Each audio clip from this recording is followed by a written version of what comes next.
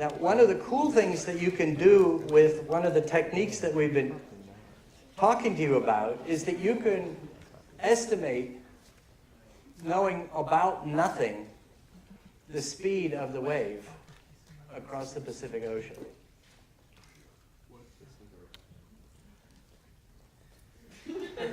Yeah, okay, so I said you can estimate the speed of the wave, and he says distance over time. That's if you know the video.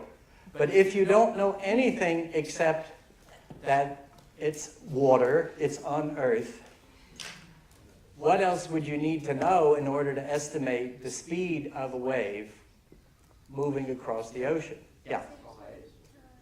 Maybe how high it is? What else? What? Distance per time traveled.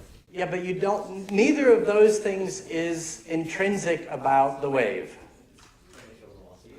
Okay, so what could the speed depend upon? What's that? The initial force. The force. Or like the initial. What force? Like the earthquake that started the wave. The force creating the wave. Okay, so the speed as it gets past Hawaii cares about what launched the wave over in Japan.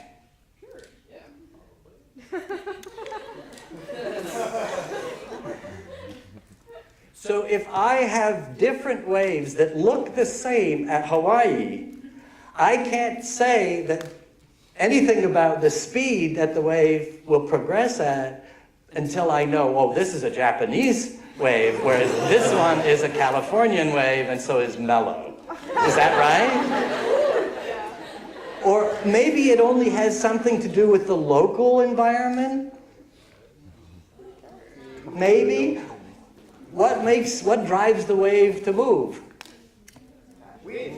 Or what drives the water not to be happy with having the following shape?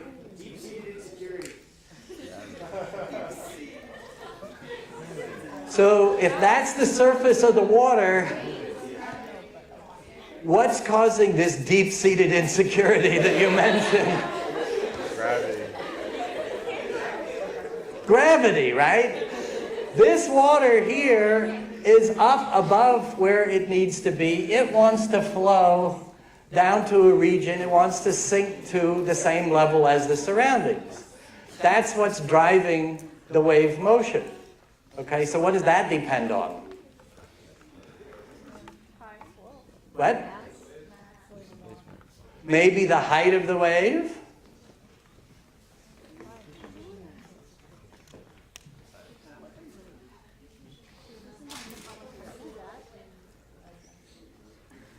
I'll give you a hint. This is chocolate. You need to see it again? Who needs it?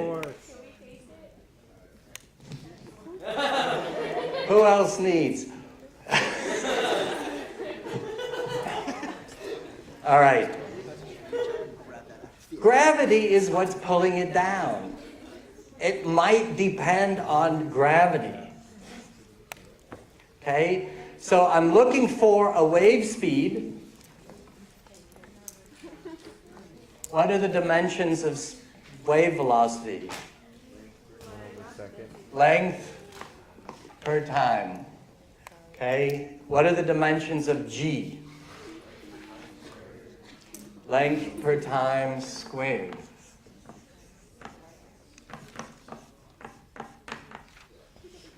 Okay, so I can't make v out of g only. I need some other length. I mean length. Either one would work. Right? Okay. So what length scales are there in this problem? And this one's a little bit tricky. So height could be the height of the wave. What else could height be? The amplitude of the wave? Yeah, same thing, roughly. The wavelength? It turns, yeah. the distance that the crust changed. But I think the reason I don't want to go there is, suppose that I use some other mechanism of shaping the surface of the water. Would that care? Would the wave not propagate in the same way, independent of how it got formed? And my intuition is yes. Yeah. The wave length. Okay, it could be the wave length. And the other distance could be the depth of the ocean. And it turns out that one is the one that's relevant. So what's the depth of the ocean? 3 miles. How much? Like 3 miles. About 3 miles? Can we convert that to kilometers? Like 5? Yeah. About 5 kilometers? Yeah. Look, monkeys, you're reading badly, all right?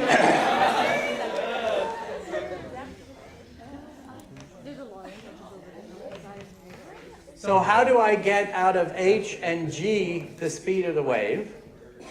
I need to multiply these together and take the square root. So v should be proportional to the square root of g h. And h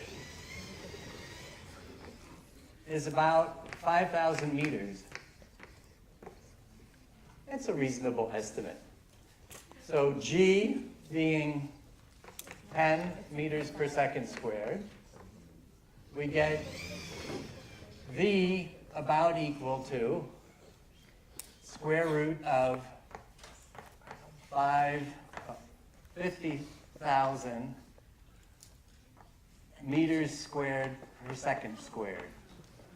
So that's like the square root of 5 times 100, right? So about 220 meters per second.